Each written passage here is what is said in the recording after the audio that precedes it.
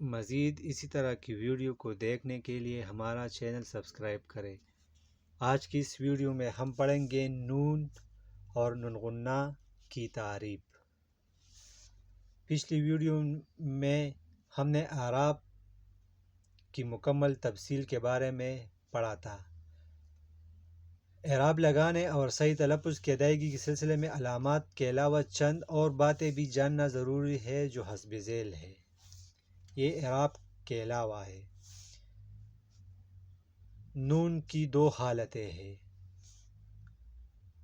Number 1 نون اعلانیہ، number 2 نون غنہ۔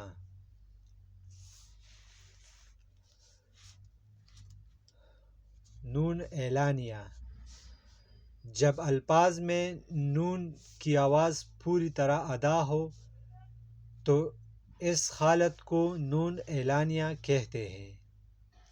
جب الفاظ میں نون کی آواز پوری طرح ادا ہو تو اس حالت کو نون اعلانیہ کہتے ہیں، جیسے آن، شان، زبان، مومن، نتیجہ۔ ان الفاظ میں نون کی آواز پوری طرح ادا ہے تو اسی وجہ سے اس حالت کو نون اعلانیہ کہتے ہیں۔ نون غنہ: جب نون پورے طور ادا نہ ہو بلکہ کسی قدر ناک میں گنگنی سی آواز نکلے تو ایسی حالت کو نون غنہ کہتے ہیں، جیسے آٹھویں، کنباں، جملوں، صورتوں۔